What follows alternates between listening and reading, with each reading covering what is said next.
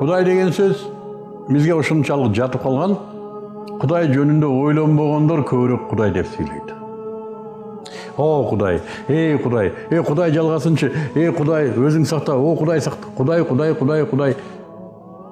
Не бул Құдай? Құдай жөнүндө ойлонуп көргөн эмес.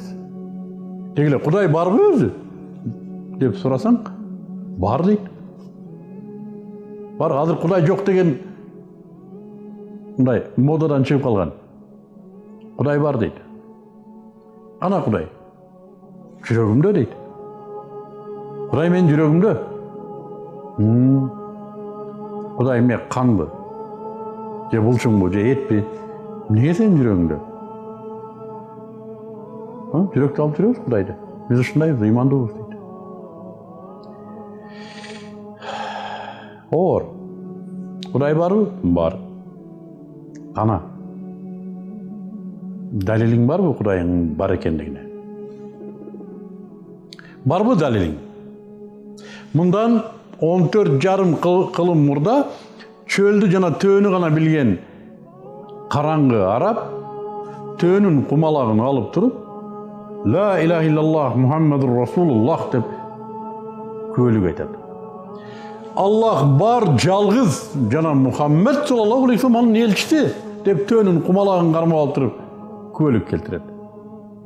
Кудайдын бар экендигине далил тапты. Бүгүн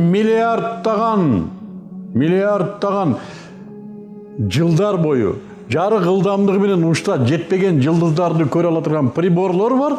Кудайды барбы десең далил таппай отурат. Албетте бар Кудай. Албетте бар. Ал болбосо биз кайдан болмокпуз? Бул костюмдун тигүүчүсү барбы?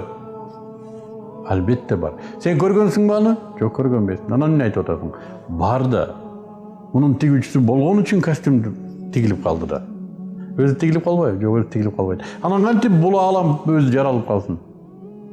Bir kostüm tigilip kalmasa, bolu alam kantip özü jaralып kalsın. Kuday var mı değil?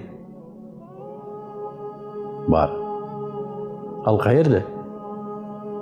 Жүрөгүңдө Kudayыңды tap.